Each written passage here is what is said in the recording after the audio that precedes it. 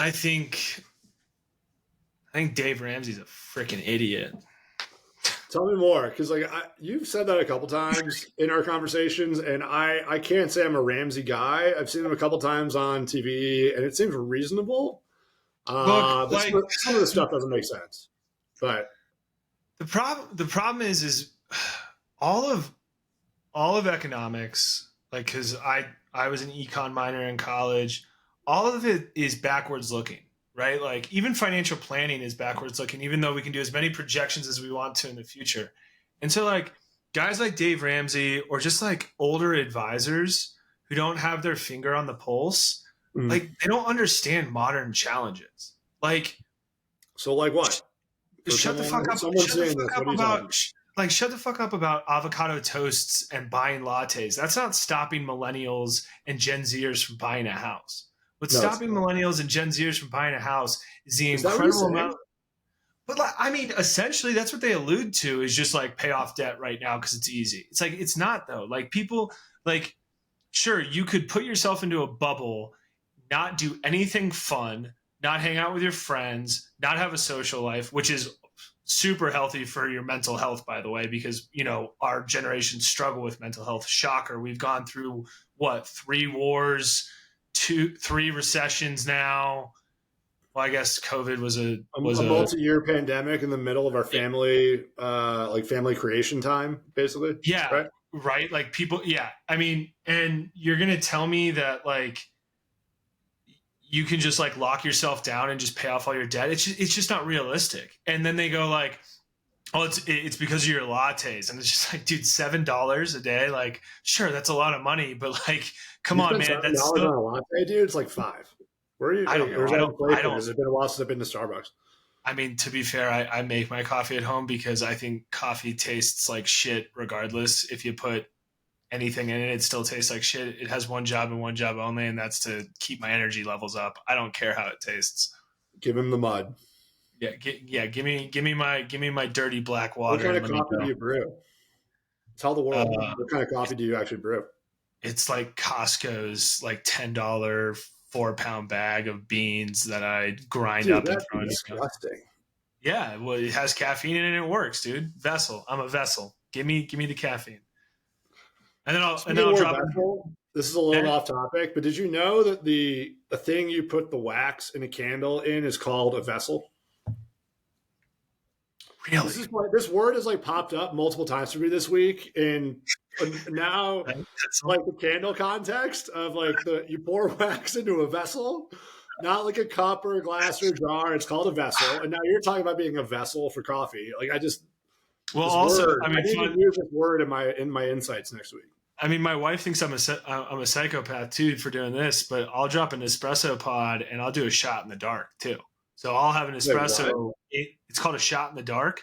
So I'll brew the coffee and then I'll go over to That's a our red. espresso scene and I'll put an espresso shot in that bad boy. That's a We're red. trying. We're trying to get these. We're trying to get caffeine levels elevated. Dude, why don't you just do Turkish coffee? What? Again? What?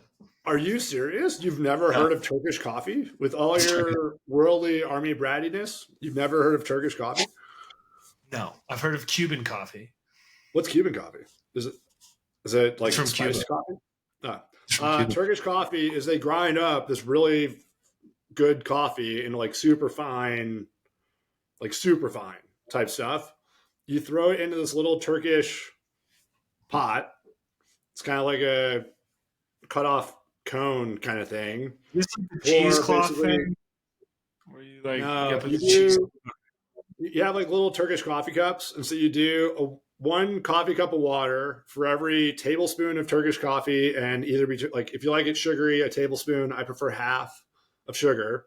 You mix it all up. Typically, do like 2 cups at a time because one is not enough, so you do 2. So it's like two glasses of this water, 2 tablespoons of this like really fine coffee, a tablespoon of sugar. You mix it up. You bring it to a boil really slowly. And then it kind of like foams up. So you can take the foam and you make like a little foamy cappuccino thing. And then you like let it go. You do it again for like 2 minutes. Pour it over. It is like pure jet fuel. I love jet fuel. It's jet fuel. Check Turkish coffee, dude. Just go online, get like a little Turkish coffee pot. So I think anyway, that's I are think they that's really saying it's avocado toast? It's like preventing people from buying houses right now.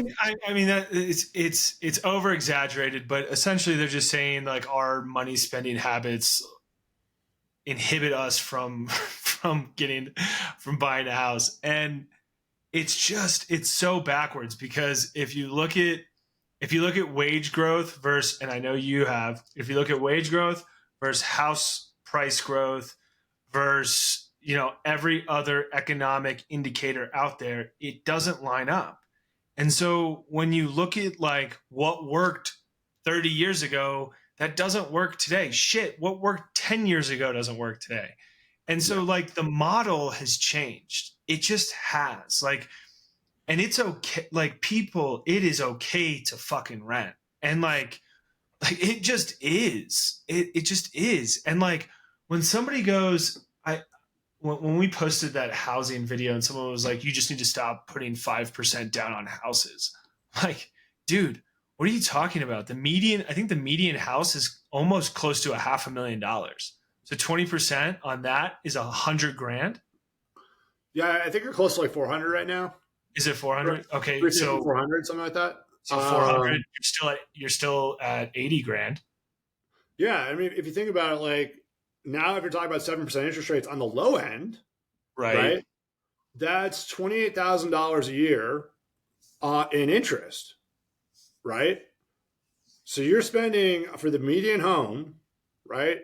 And granted, homes are bigger, you get more space, you can build some equity, you're paying principal as well. But like just on an interest, if you were just doing an IO at 7%, right? That's more. That's like 2,300 a month in interest payments, right? Like I mean, look, I've never lived outside of the most expensive areas of the country, right? Between New York, Chicago, and Denver now, which is You're, stupid. The fact that you're like missing Denver is LA. costing me more money for what I make than New York was is like absolutely nuts. But anyway, so like I've never lived in rural whatever. I imagine that you could probably get a really nice 2 to 3 bedroom, really nice new rental place for probably $2,000 a month in rent. Yeah. Right. Yeah. Like, okay, fine. Maybe you get the tax benefits on the 2,300. If you're buying a $400,000, look, if you're buying a $400,000 home, you're probably only in like a 20% tax bracket anyway. So like you're going to save $500 a month. So you're going to pay $1,800 in interest anyway that you're not going to get a tax benefit for, versus renting for $2,300 a month. Then you're going to have, another couple $100 a month in principal payments. You're not going to get until you sell anyway. And if you look at affordability, it's the worst. It's one of the worst times in 40 years, right? So like, unless your rental market is so nuts that you're paying like an insane amount of money for rent, and you can just get into like a bigger spot, build some equity, do whatever. Yeah, I'm not disagreeing with you, and Yeah. I think there's going to be a better time to buy for sure. It's one of those things where like you make all these generalizations, right? And it really just comes down to the individual's like situation and their like personal preferences and what's going on, because truly I mean that is personal finances. But when you get into like modern markets nowadays, like crypto didn't exist like 15 years ago, right? Like I forget when Bitcoin was created, but maybe 15, maybe 20 years ago. I don't know. But like for instance, like digital currency's on a rise, right? And so like it or not, if it's real or not, it's still here, right? And so like these guys who are in their 50s and 60s, they don't know about technology. They probably barely know how to open up a PDF. You know how many people I aligned logos for back in my corporate job? Like, I mean, come on. Like it you're You're not doing talking. that anymore. We got AI. Yeah, we got AI for that bad boy. But like, you know how many how much the generations change over time. Like you can just look at it from like the way like we dress versus the way our parents dressed. Like we're a lot more business casual, like athleisure's huge now. And like the same goes for financial advice. Like sure, you want somebody who has experienced downturns, because experience, you can draw from experience to calm people's nerves, kind of like what you say. Like as a realtor, I help my clients with a lot of their behavioral decisions when it comes to buying a house. And it's the same as a financial advisor. But I mean, my gosh, if you're going to talk to people about your finances, at least know what the hell's going on in 2023, not what happened in 1983, Dave Ramsey, when you bought your first home. Like it's a completely different ballgame. It really is. I mean, I laugh. We actually run an ad and about would you rather use a realtor who understands what it's like to be buying your first house on two incomes, right? Versus your realtor who's 65 years old that bought her first house when she was a stay-at-home mom, and not only that, and that's or dad, totally cool by the way, single income earner, like single income family, support your house, your 2 or 3 kids, your 3 cars, your lake house, and your retirement contributions, all on one income, right? Yeah. Like that was, that was the if you were upper middle class America, like that was happening. Like you that was the American dream. That was it. And that ended in the crisis, right?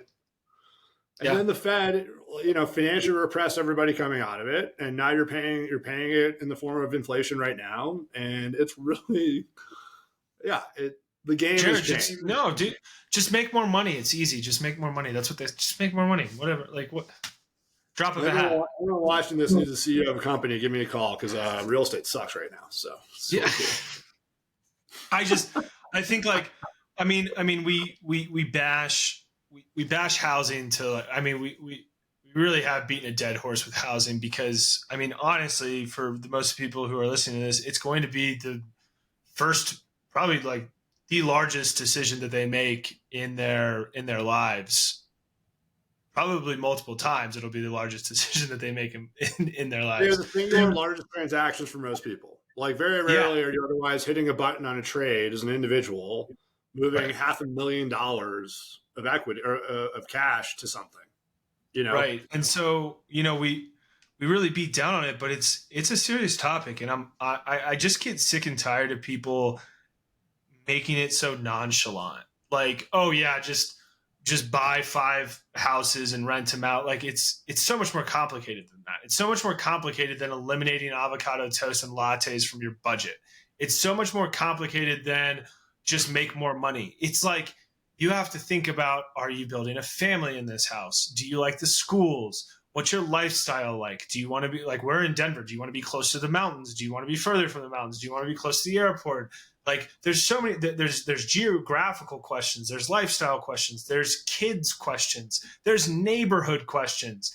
And to make it just be like, just buy a rental property and just, you'll be financially independent in 7 years. It's like, dude, like, what are you talking about? What happens if that neighborhood you bought it in 7 years turns it into a dump? Like, what are you going to do then? The good thing is that the market has officially taken that strategy off the playbook. Thank God. Like you cannot get those deals underwritten anymore. The only people buying rental properties are people buying in cash. I would love to meet somebody and have them on this podcast who has literally done exactly what you said. So we can just terrorize the kid about his dumb financing decisions. Yeah. I hope he's a guru on social media so I just want to juice him. Open invite, guys. If you made it this far, tag any of them. Ryan and I will have a debate with the proper way to finance long-term assets with these guys, and have a conversation about maybe what to do going forward. So, Jared, you gave him our playbook. You used the words long-term. Come on, man, you can't do that. Didn't you know you just get rich overnight? Come on, there's no long-term play here. Well, that's why you got to invest in growth, right? Get rich overnight. Get rich overnight. I'm stopping it right there.